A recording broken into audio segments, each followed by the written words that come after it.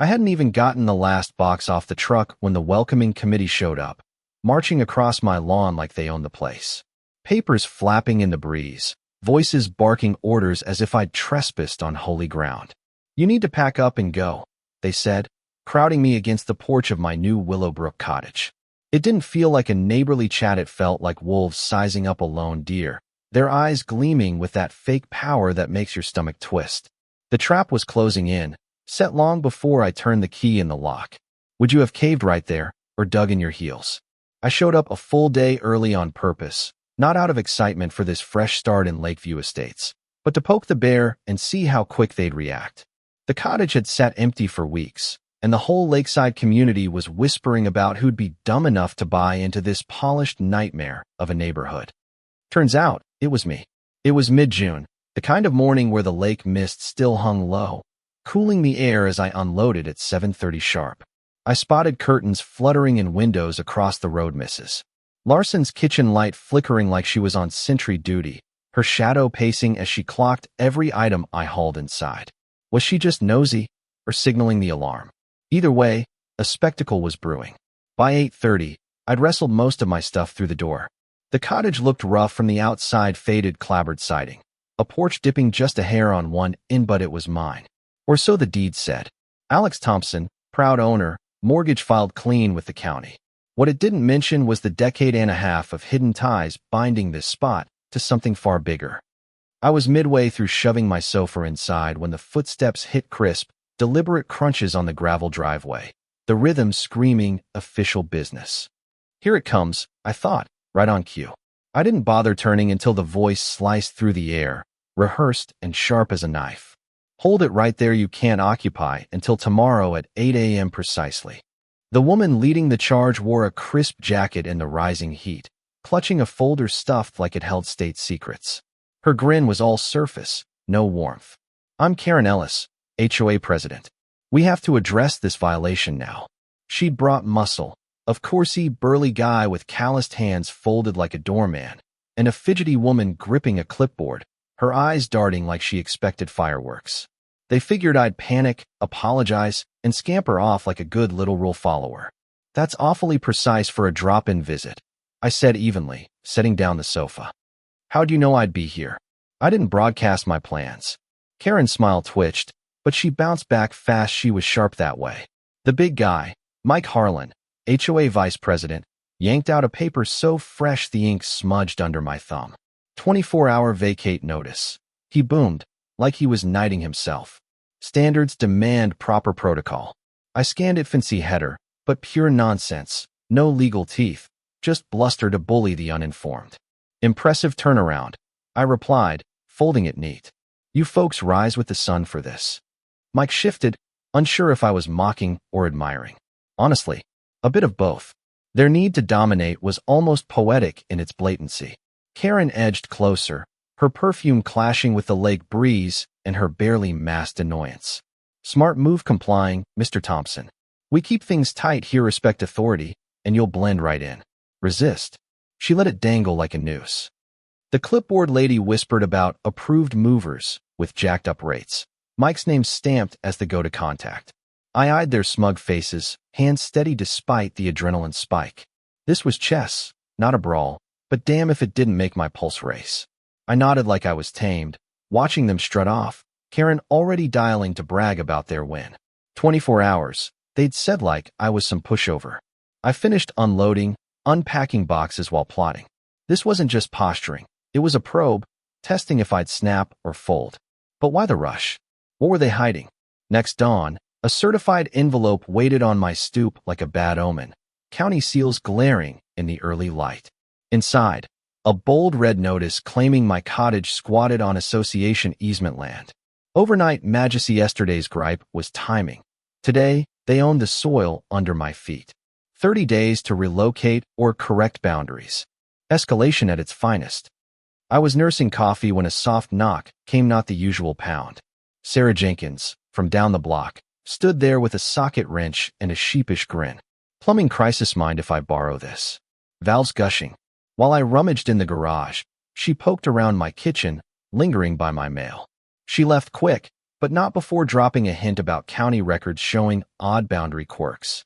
Under my toolbox, she'd stashed a folded map, a 2018 county survey versus the HOA's version. My cottage sat square in its lot per official lines, but theirs had shifted 3 feet inward, snaking under my porch. Fraud, plain and ugly. I grabbed a metal detector, hunting pins in the yard. First 2 matched the old map. The third, dug up and replanted closer, pro-level tampering.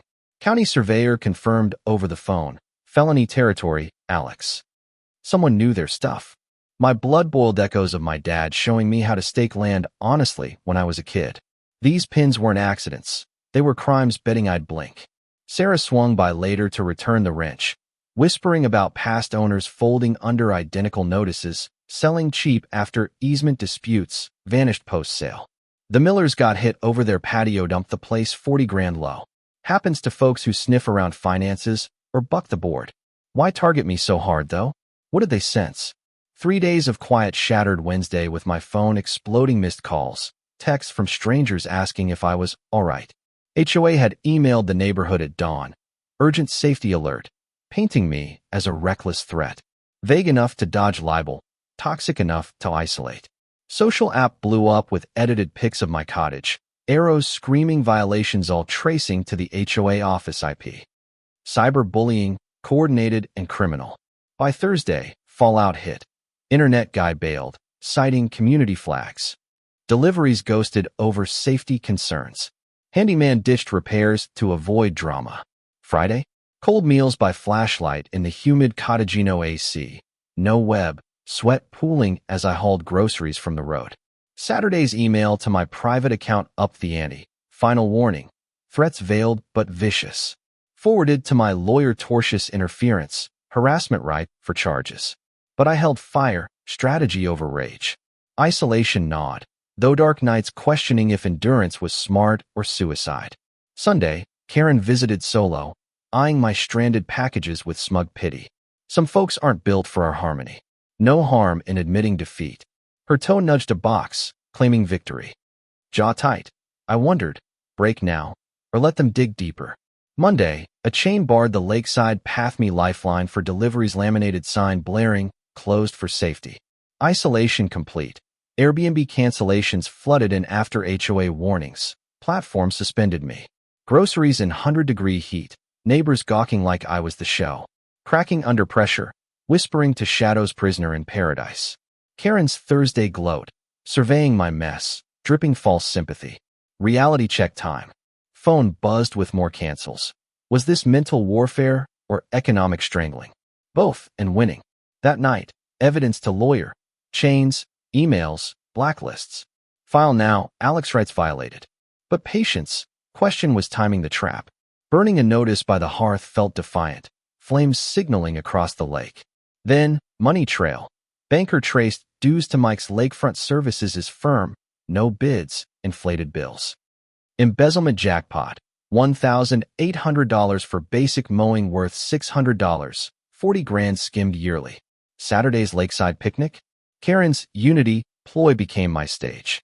I laid out packets, bank trails, maps, harassment proof.